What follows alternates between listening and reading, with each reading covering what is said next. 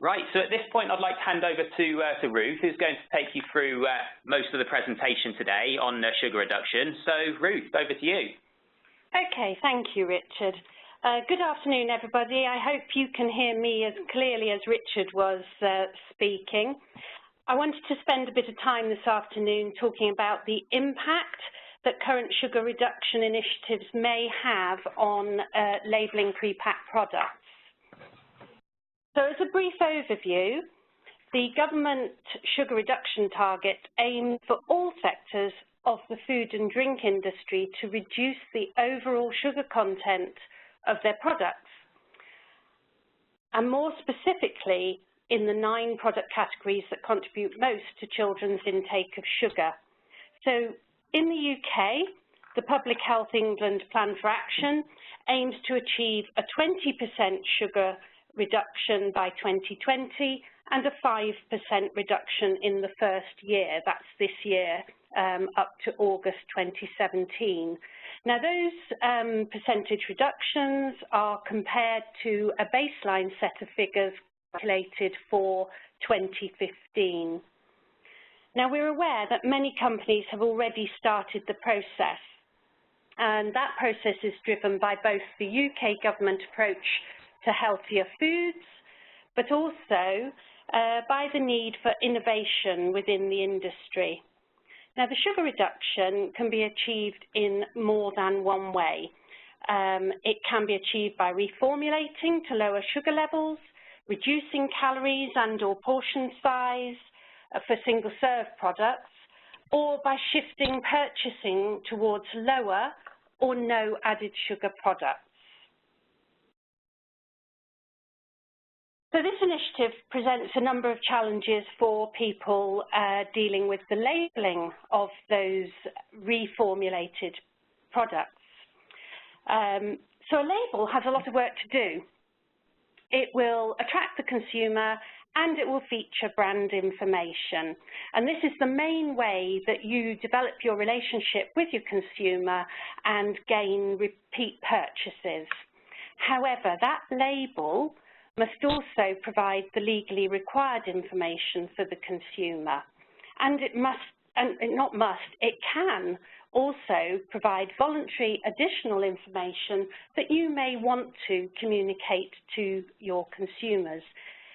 It's those last 2 points that I want to concentrate on, and that as a product moves towards a lower or a no added sugar product, then it's likely that the mandatory information on pack will need reviewing, and any voluntary additional information communicating that reduction will need to work within existing regulatory frameworks. So it's important to note then that a regulatory review will be an essential part of that sugar reduction process. So let's just look at the mandatory labelling requirement found in the Food Information to Consumers Regulation, and I'm sure you're all aware of the mandatory particulars found in Article 9. Now what you'll see on this slide is that I've highlighted in red a few of the areas that I feel most change will be necessary, and I was going to work my way through those. So starting with product name, this is where there is an immediate implication for labelling, where a sweetener has been used as part of the reformulation process. This must be identified in the name of the product. Ingredients listing. Ingredient listing can also be affected. If we think first of all about a simple reduction in the amount of added sugar, that may affect the order of the ingredients list.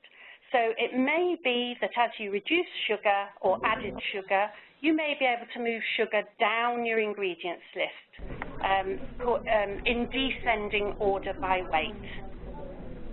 If a complete reformulation is required, then a completely new ingredients list will need to be developed.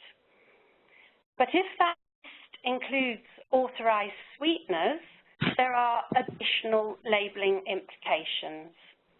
So, for example, Where aspartame or aspartame and acesulfam salt are listed in the ingredients list, the aspartame must be identified by name. And then the statement contains a source of phenylalanine will need to be added. So, in other words, if the aspartame or the aspartame and acesulfame salt are listed in the ingredients list by their E number, then the statement is extended to say contains aspartame, a source of phenylalanine. It just ensures that aspartame is always mentioned by name.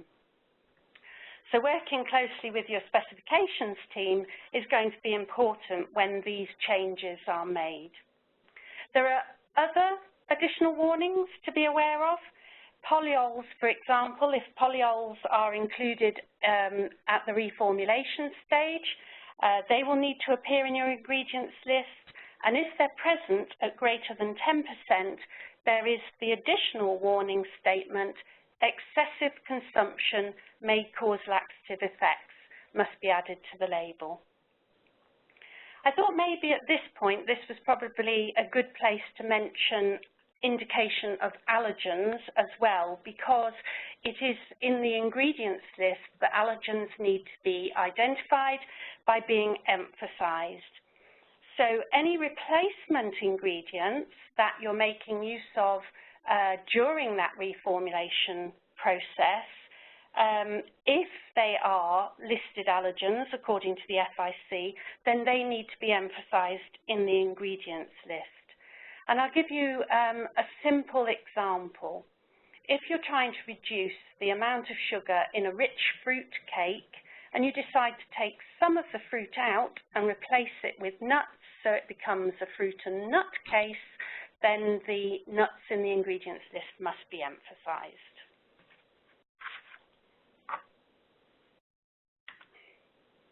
Moving on then to QUID. So once your ingredients list has been finalized, you may want to revisit your QUID calculation. So again, a simple reduction of the added sugar may result in an increase for your QUID for the characterizing ingredients.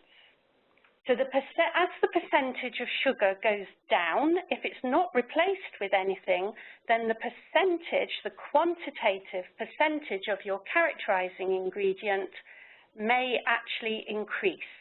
So if we have a look at the picture of the apple pie on the slide and use this as an example, if the sugar coating was to be removed from that pastry crust and a small percentage change was made to the added sugar in the apple filling, then the total percentage of apple in the product may actually increase.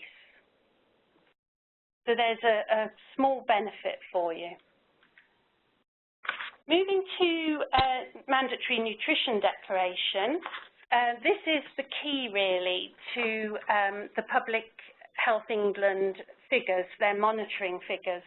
So if you're reformulating, you'll need to ensure that the mandatory nutrition information is correct. Obviously, you can work within the permitted tolerances provided by the Commission guidelines. The information must be provided per 100 grams or per 100 mils as sold or as consumed, but that must be indicated. And it is the sugar figure in this particular table that we're interested in today. And this is a total sugar figure. And it's this level of sugars that the programme is focusing on. This is the data used to track the percentage reduction. So accurate nutrition declarations. I'm going to move on now to voluntary information that your label can also make use of. We've had a number of questions relating to how do I communicate my sugar reduction, and I think it's probably quite important to point out that Public Health England are keen that this is a health initiative and not a marketing opportunity, and I think that's probably quite an important point to make. However, there are ways, and I understand that you will want to inform your consumer what you're doing and that your product is getting healthier. So once you've provided mandatory nutrition information, you have the option of providing voluntary repeat nutrition information in the principal field of vision of the label. That has to be in the form of energy or energy, fat, saturates, sugar and salt. That, once provided, can then be supplemented. That would be referred to as an additional form of expression in the terms of traffic lights or colour coding, and possibly some additional words such as high, medium and low. And there is Department of Health guidelines on how that additional form of expression should be declared. So the Department of Health are keen to point out that the green, amber and red do not constitute claims. However, they do convey to the consumer, the colours do convey to the consumer the current levels of nutrients in the product. So the consumer can then make informed choices. And that means little lozenges can be colour-coded, and you can use this to indicate the current state with your sugar. The repeat is placed in the principal field of vision, and it is likely to be a quick reference point for the health-aware consumer. To be able to get a green lozenge for sugars, the total sugar should be present at equal to or less than 5 grams per 100 gram of food, or equal to and less than 2.5 grams per 100 ml of drink. There are nutrition claims available as well, so it may be possible that whilst you're making your sugar reduction or reformulating your products, that you could volunteer a nutrition or health claim. You can only do that within the controls of 1924/2006, the Regulation on Nutrition and Health Claims. So what I've picked out here are 3 nutrition claims. Low sugars may only be made if the conditions of the claim are satisfied. The conditions are that the product should contain no more than 5 grams of sugars per 100 grams for solids and no more than 2.5 grams of sugars per 100 mils for liquids. Now, interestingly, this is exactly the same level as is needed to be satisfied to provide a green traffic light on front of pack, additional form of expression. Sugar-free can only be made if the product contains no more than 0.5 grams of sugar per 100 grams. And then there is also the no added sugar claim. Now this one, there is a bit more of a bone of contention with this one. No added sugars may only be made where the product does not contain any added mono or disaccharides or any other food used for its sweetening properties. Now, in the UK, it is accepted industry practice that alternative sweeteners or authorised sweeteners are not considered foods used for sweetening properties. Other member states take a different view on this. So in the UK, it would be accepted industry practice.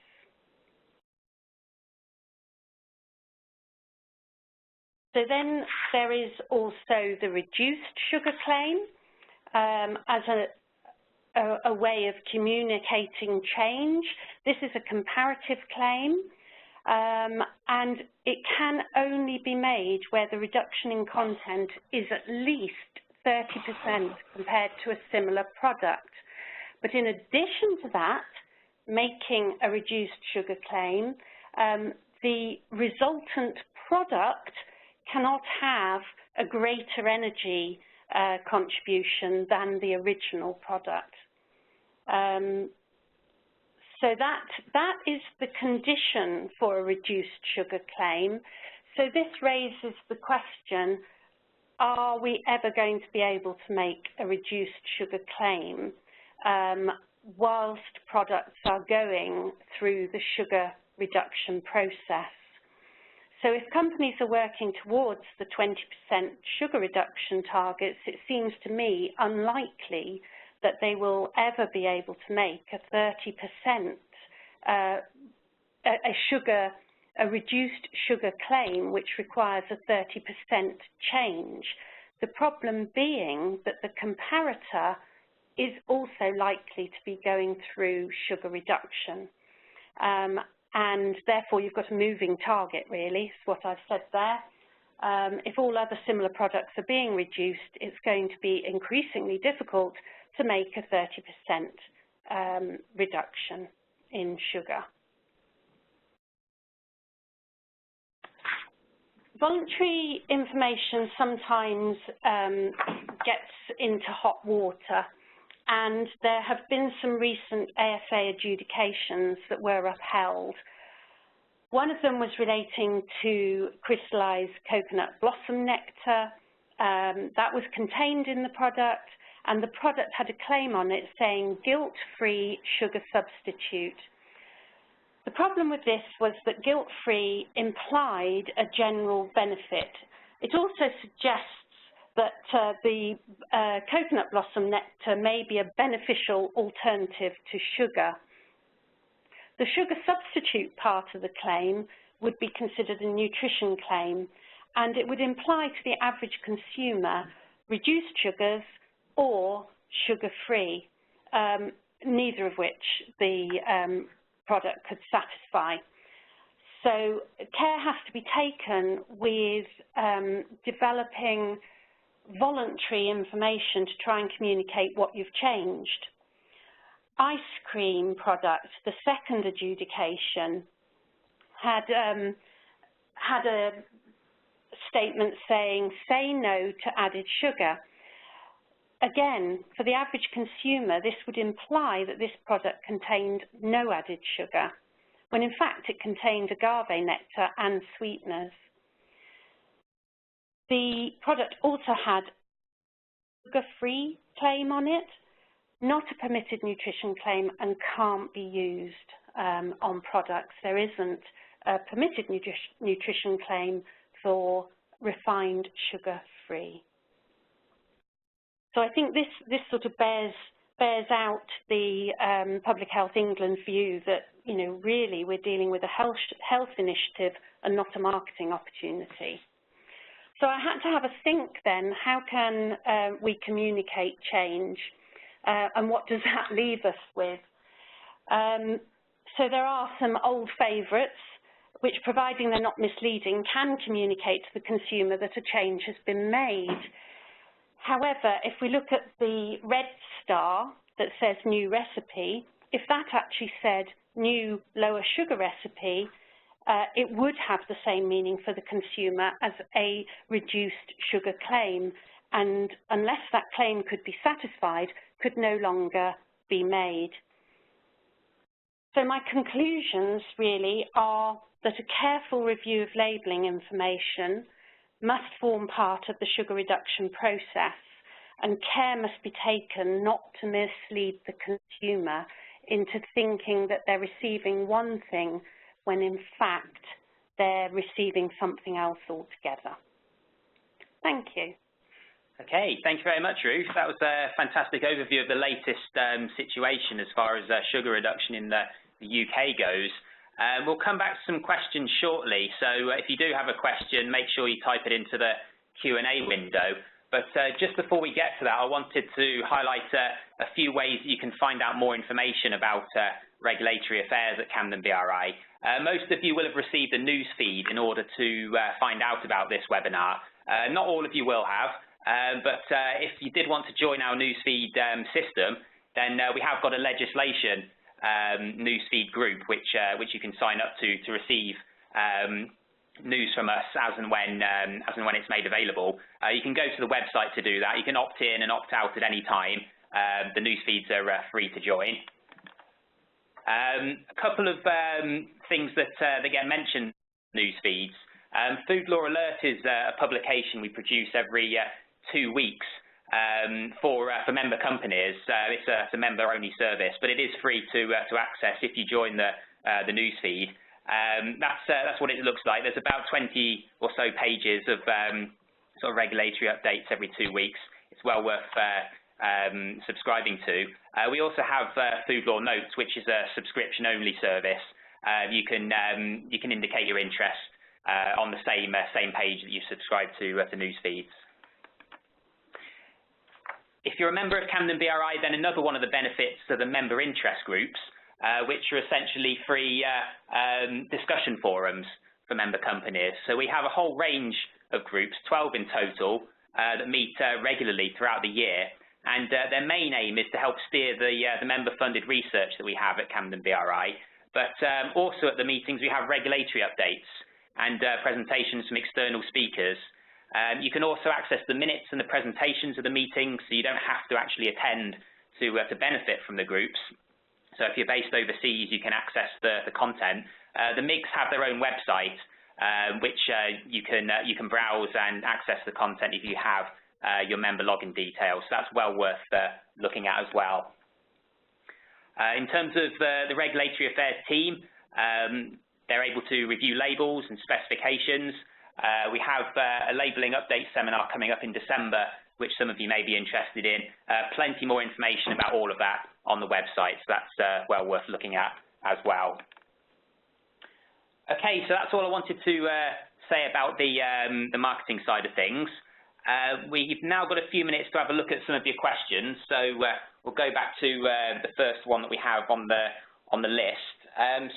Ruth, the first question we've been asked is which are the 9th categories where sugar reduction is required?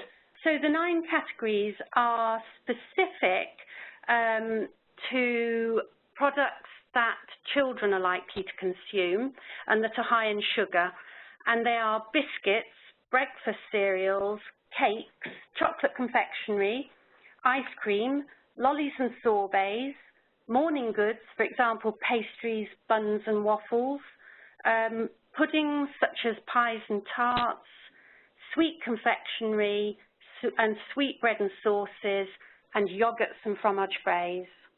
I hope that helps. So if anybody wanted to contact us about regulatory affairs inquiries, what's the best approach for that?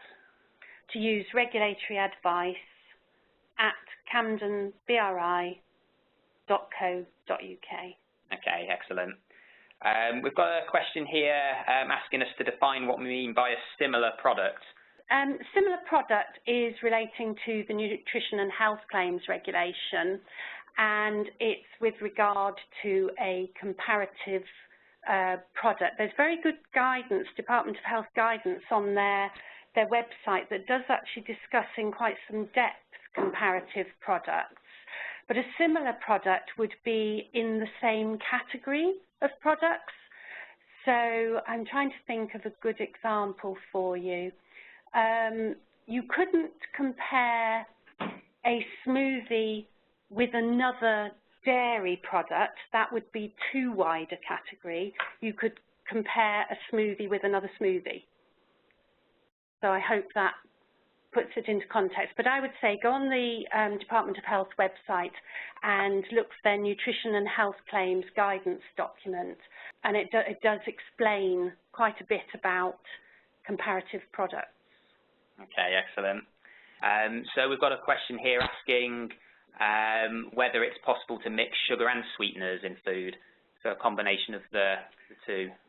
In certain circumstances, sweeteners have to be used in accordance with the additives regulation, and in the additives regulation it states in most cases that sweeteners can only be used in energy reduced or no added sugar products. So I think that, yes, so providing you can get that energy reduced, that 30% reduction of energy, you could actually end up with sugar and authorised sweeteners in the same product. Okay. There are very strict categories, though. You can't use authorised sweeteners in all of those categories that I read out. Okay, we've got a question there asking about nutritional labelling for inulin. Inulin and nutrition labelling it's likely to be calculated as a fibre. It won't go in the nutrition table in its own right. My understanding is that it's a fibre extracted from chicory, and it will have to have the energy conversion of a fibre. Okay, excellent. Okay, I'm just conscious of the time. We've got a lot more questions than we're able to answer today. So I think what we can do is record some of these questions and hopefully get back to some of you at a later time. I'd just like to thank everybody for attending today and for joining us for Ruth's presentation. It's been a fantastic overview, and we've had some really good questions, and hopefully we've been able to answer them well enough for you. Also thank you very much to Ruth for the presentation and being able to answer those questions for you as well. So thanks again for joining us. We hope you can come along to some of our future events and seminars, maybe even future webinars or MIGs if you're entitled to join those. So thanks very much for attending. Enjoy the rest of your day and all the best. Thank you.